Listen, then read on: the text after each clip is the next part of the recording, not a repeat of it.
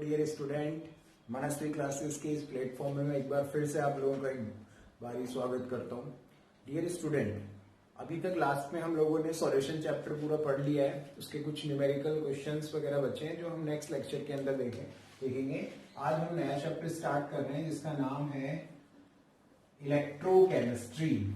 और इलेक्ट्रोकेमिस्ट्री अपने आप में एक बहुत इंपॉर्टेंट टॉपिक है। फिजिकल केमिस्ट्री का एक बहुत अच्छा चैप्टर है जो कि ऑलमोस्ट यूज हर चैप्टर में इसका कुछ ना कुछ पार्ट यूज होता रहता है। ठीक है, तो देखिए electrochemistry is a part of या it is a science of chemistry which deals with the study of electrochemical sales.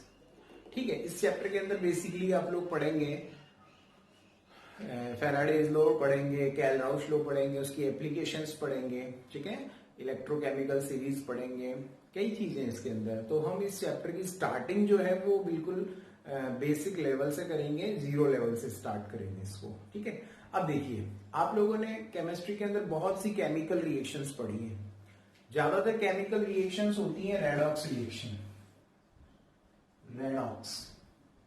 अब रेडॉक्स रिएक्शन जिन बच्चों को समझना है वो मेरा एक और वीडियो बना हुआ है, वो ऑलरेडी इस पे मैंने अपलोड कर दिया है, आप उसे जरूर जाके देखें। वहां पे रेडॉक्स रिएक्शन का पूरा डिटेल बनवा रखा है।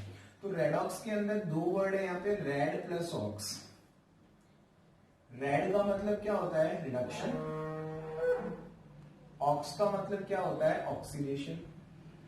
तो वो रिएक्शन जिसके अंदर रिडक्शन और ऑक्सीडेशन एक साथ होता है उसको हम लोग कौन सी रिएक्शन बोलते हैं? रेडॉक्स रिएक्शन बोलते हैं। ठीक है, तो ये जितनी भी दुनिया के अंदर रेडॉक्स रिएक्शंस होती हैं, इन रेडॉक्स रिएक्शन से एनर्जी रिलीज होती है। उस एनर्जी को हम बोलते हैं केमिकल एनर्जी। जो भी रेडॉक्स रिएक्शन है वो रेडॉक्स रिएक्शन एनर्जी प्रोड्यूस करती है जिसको हम लोग केमिकल एनर्जी बोलते हैं। और केमिकल एनर्जी जो होती है वो क्या होती है? उसको हमारे लाइफ में कोई यूज नहीं है उसका, तो हमें उसको क्या करना पड़ता है? कन्वर्ट करना पड़ेगा इलेक्ट्रिकल एनर्जी में। तो केमिकल एनर्जी को इलेक्ट्रिकल एनर्जी, केमिकल एनर्जी को इलेक्ट्रिकल एनर्जी में कन्वर्ट करने के लिए जो सेल यूज करते हैं उसी को हम बोलते हैं इलेक्ट्रोकेमिकल सेल। सबसे पहला जो हेडिंग है हम लोगों का वो यहीं से स्टार्ट होगा कि what is the electrochemical cell. नाम से ही पता चल रहा है electrochemical. Electro means electricity, chemical का मतलब केमिकल एनर्जी। तो क्या है? रेडॉक्स रिएक्शन से, रेडॉक्स रिएक्शन के अंदर होता क्या है? एनर्जी रिलीज होती है। उस एनर्जी को हम लोग बोलते हैं केमिकल एनर्जी। केमिकल एनर्जी को हम यूजफुल एनर्जी में कन्वर्ट करते हैं सच एज इलेक्ट्रिकल एनर्जी। तो केमिकल एनर्जी को इलेक्ट्रिकल एनर्जी में चेंज करने के लिए जो डिवाइस है यूज होती है उसी को हम लोग क्या बोलते हैं? Electrochemical cell. इसको कुछ लोग डैनियल सेल भी बोल देते हैं। ठीक है, तो वो आप लोग थोड़ा सा ध्यान रखिएगा। नेक्स्ट, तो हमारी जो फर्स्ट हेडिंग है वो यही है, इलेक्ट्रोकेमिकल सेल। इसको मैं इरेज कर देता हूं, आप लिख लेना इसे। रेडॉक्स रिएक्शन, रेडॉक्स रिएक्शन से एनर्जी रिलीज हुई केमिकल, केमिकल को किसमें चेंज किया? इलेक्ट्रिकल एनर्जी में with the help of electrochemical cell. चलो इलेक्ट्रोकेमिकल सेल को बहुत ध्यान से पढ़िएगा।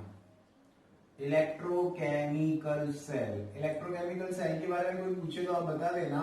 वो सेल जो केमिकल एनर्जी को कौन सी एनर्जी में चेंज कर दे?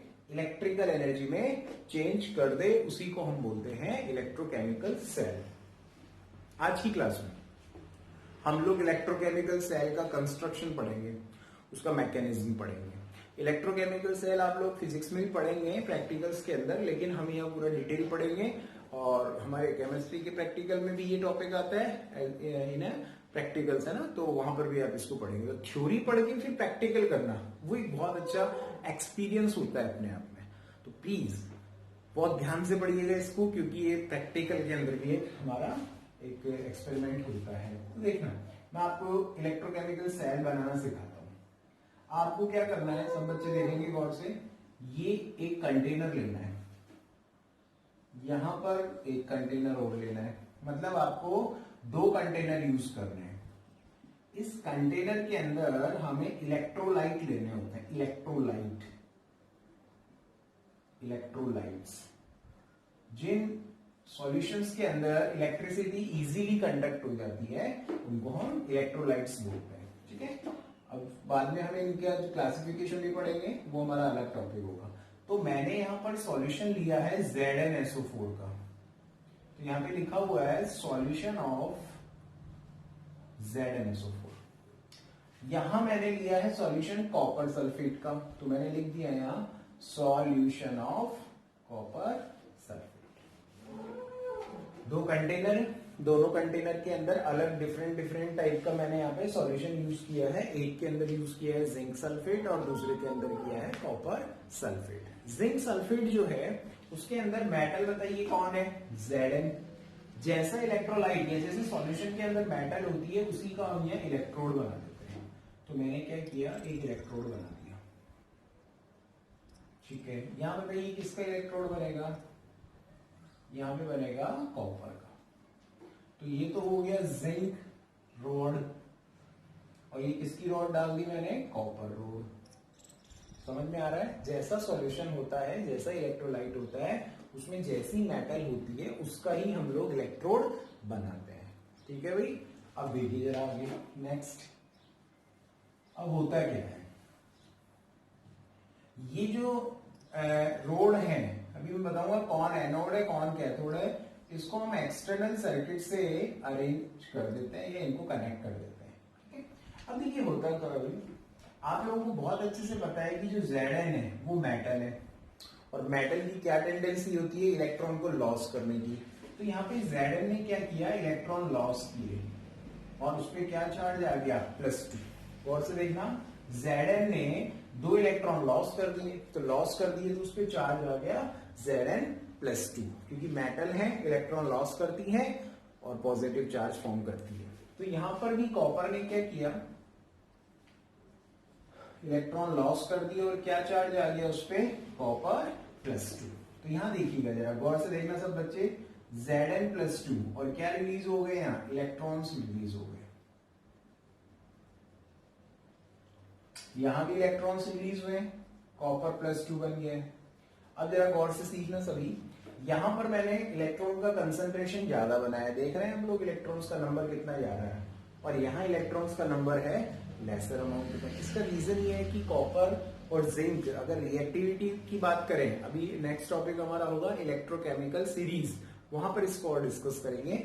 अभी सिर्फ इतना ध्यान रखो कि कॉपर और जिंक इन दोनों में से Zn की टेंडेंसी ज्यादा है इलेक्ट्रॉन लॉस करने की, ठीक है। कॉपर भी मेटल है तो लॉस तो करेगा, लेकिन एज कंपेयर टू जिंक उसने इलेक्ट्रॉन कम लॉस किए, ठीक है। अब क्या होगा जरा गौर से देखना, यहाँ इलेक्ट्रॉन डेंसिटी बहुत ज्यादा हो गई है, ठीक है। तो इस पूरे के पूरे इलेक्ट्रोड पे इलेक्ट्रॉन्स ही इलेक्ट्रॉन्स हैं।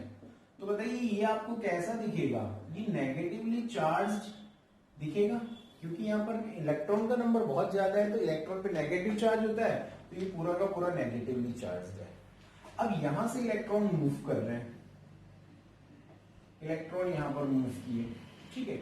इस वाले इलेक्ट्रॉन से इलेक्ट्रॉन लॉस हो रहे हैं। आप खुद का दिमाग लगाइए, लॉस ऑफ इलेक्ट्रॉन प्रोसेस क्या होता है, ऑक्सीडेशन।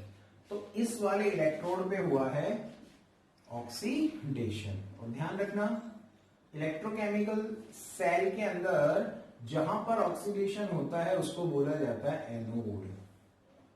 यहां इलेक्ट्रॉन गेन हो रहे हैं, it means reduction process are complete. और यहां एनोड है तो ये क्या हो गया आप लोगों का, कैथोड। ये दो बातें याद रहेंगी आप लोगों को, एनोड कौन है और कैथोड कौन है। और नहीं भी याद रहता है तो लॉन तो याद रहेगा ही, LOAN, left oxidation, anode negative. बताइए ये कौन सा इलेक्ट्रोड है, ये लेफ्ट हैंड साइड वाला है। लेफ्ट साइड हमेशा क्या होगा, ऑक्सीडेशन, और एनोड क्या हो गया है, नेगेटिव। ध्यान रहेगा भी, बेसिक सा कंस्ट्रक्शन है इसका। अब देखिए इलेक्ट्रॉन्स यहां पर आ गए, अभी सर्किट कंप्लीट नहीं है, इस सर्किट को हमें कंप्लीट करना है। तो यहां पर एक ब्रिज लगा दिया जाता है जिसको हम बोलते हैं सॉल्ट ब्रिज। इसकी थोड़ी सी इंपॉर्टेंस है भाई, इसका नाम याद रखना, सॉल्ट ब्रिज। और ये जो सॉल्ट ब्रिज होता है इसमें से आयंस क्या होते हैं, एक्सचेंज होते हैं, इलेक्ट्रॉन्स एक्सचेंज होते हैं। तो पहला फंक्शन, अच्छा इसके अंदर क्या फील होता है वो देख लेना, यहाँ कॉटन लगा देते हैं हम लोग। उससे क्या होता है भाई, उससे इलेक्ट्रॉन जो है ना, मतलब जो चार्ज पार्टिकल्स हैं वो उनका जो डिफ्यूजन होता है वो स्लाइटली होता है। तो ये जो सॉल्ट ब्रिज है इसमें अगर सॉल्यूशन भरते हैं, अगर एक जेल लाइक स्ट्रक्चर है ना, अगर सॉल्यूशन KCl ले लें, अमोनियम क्लोराइड ले लें, इस टाइप का सॉल्ट ले लेता है, तो होता क्या है, सॉल्ट ब्रिज जो है वो दो, इसके फंक्शन याद रखना, सॉल्ट ब्रिज के क्वेश्चंस आते हैं कई बार एग्जाम में। तो सॉल्ट ब्रिज क्या कर रहा है, ये जो सर्किट है इसको कंप्लीट कर रहा है, फर्स्ट फंक्शन है ना, without mixing the solution, solution को बिना मिक्स किए ये आप लोगों का क्या कर रहा है, ये दो जो कंटेनर है उसमें इलेक्ट्रिक सर्किट को कंप्लीट कर रहा है। ठीक है, दूसरी बात देखना, कई बार क्या होता है, ये जो आयंस का रेट होता है ना फ्लो होने का, ये डिस्टर्ब हो जाता है।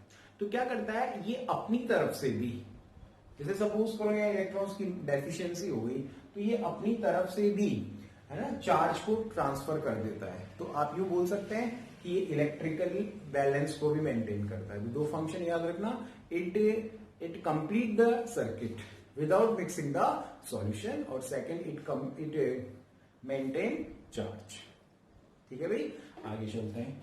तो यहाँ पर कितना इंटरेस्टिंग सा कंसेप्ट आपने सॉल्ट ब्रिज का पढ़ा है ना, और ये इलेक्ट्रोकेमिकल सेल का आपने स्ट्रक्चर यहाँ पर डिफाइन कर लिया है। दोबारा रिवाइज करवा रहा हूँ, दो आप लोगों को कंटेनर लेने, दोनों में डिफरेंट टाइप का इलेक्ट्रोलाइट लेना है। जैसा आप लोग जिंक जैसे मेटल लिए, ये मेटल वैसे इलेक्ट्रोड बनाना है। यहाँ पर कॉपर है तो कॉपर का इलेक्ट्रोड बना दिया, ये एक्सटर्नल सर्किट से इसको कनेक्ट कर दिया। ठीक है, यहाँ पर इलेक्ट्रॉन की डेंसिटी ज्यादा हो गई है, इलेक्ट्रॉन मूव कर रहे हैं इस साइड, यहाँ से इलेक्ट्रॉन लॉस हुआ है। लॉस ऑफ इलेक्ट्रॉन क्या होता है, यहाँ लिख देता हूं मैं, लॉस ऑफ इलेक्ट्रॉन ऑक्सीडेशन होता है, गेन ऑफ इलेक्ट्रॉन क्या होता है, रिडक्शन होता है। ठीक है, नेक्स्ट अगली अगर हम बात करें यहाँ पर रिएक्शंस की, तो उस रिएक्शन की बात करते हैं। इसको मैं हटा देता हूं यहां से, ये आप लोग इसको डायग्राम को ड्रॉ कर लेना, इंपॉर्टेंट डायग्राम है।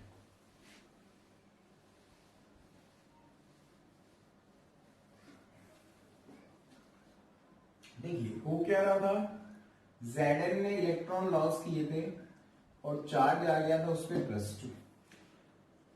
कॉपर +2 ने क्या किए, 2 इलेक्ट्रॉन गेन किए, तो उससे क्या बन गया, कॉपर। नेट इक्वेशन क्या बनी, 2 इलेक्ट्रॉन से 2 इलेक्ट्रॉन कट गया, Zn plus Cu plus 2, Zn plus 2 Cu, ये रिएक्शन मेरे को मिल गई। और यहां मैं बहुत अच्छे से रीड भी कर पा रहा हूं कि Zn ने इलेक्ट्रॉन लॉस किए हैं। बताइए लॉस ऑफ इलेक्ट्रॉन क्या हो गया, ऑक्सीडेशन। कॉपर +2 से क्या जा रहा है, कॉपर जा रहा है, तो प्रोसेस क्या हो गई, रिडक्शन। जब ऑक्सीडेशन और रिडक्शन एक साथ हो रही है तो बताइए कौन सी रिएक्शन है, रेडॉक्स। और रेडॉक्स रिएक्शन है तो इससे क्या रिलीज होती है, केमिकल एनर्जी। केमिकल एनर्जी को किसमें चेंज कर लेते हैं, इलेक्ट्रोकेमिकल सेल में इलेक्ट्रिकल एनर्जी में। अब जरा गौर से देखना, हाँ कई बच्चों को ये डाउट रहता है क्या कि सर ये ऑक्सीडेशन रिडक्शन समझ में नहीं आता, तो एक ट्रिक लिख लो यहाँ पे। यहाँ मैं लिख रहा हूँ -5 -4 -3 -2 1 0, ये प्लस में लिख लो। अगर आप इधर की तरफ मूव करते हैं -2 तो इसको बोलते हैं हम ऑक्सीडेशन। ठीक है, और अगर इधर मूव कर रहे हैं तो इसको प्रोसेस को क्या बोल देते हैं, रिडक्शन। देखो नाम से ही पता चल रहा है, रिडक्शन। रिडक्शन मानी क्या होता है, कमी होना। तो पॉजिटिव से नेगेटिव जा रहे हैं तो कम। तो बताओ यहाँ 0 था चार्ज, 0 से आप कहां पर जा रहे हैं, +2। जब 0 से +2 जाएंगे तो प्रोसेस का नाम क्या हो गया है, ऑक्सीडेशन। इधर आ जाए, जैसे +2 यहां पर खड़े हैं आप और इधर आ रहे हैं 0 की तरफ, +2 से 0 जा रहे हैं तो क्या हो गया, रिडक्शन। अब जरा गौर से सुनना, इंपॉर्टेंट है। हम यहाँ पे इक्वेशन लिख रहे हैं इस सेल की। बताइए Zn किसमें कन्वर्ट हो रहा है, Zn +2 में जा रहा है।